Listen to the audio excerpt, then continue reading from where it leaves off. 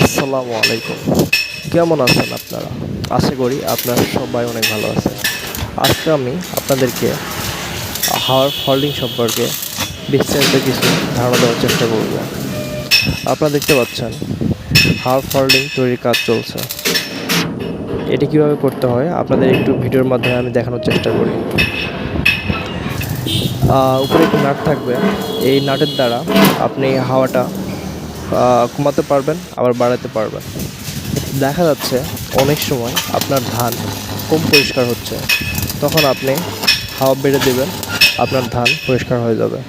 আবার বেশি বাড়ানোর ফলে দেখা যাবে আপনার ফ্যান দিয়ে ধান বের হয়ে যাচ্ছে, তখন আপনার হাওয়াটা সেম সেম করে নিতে হবে, যেন ধানও পরিষ্কার হয় এবং ধানও ফ্যান দিয়ে বের হয়ে না যায়।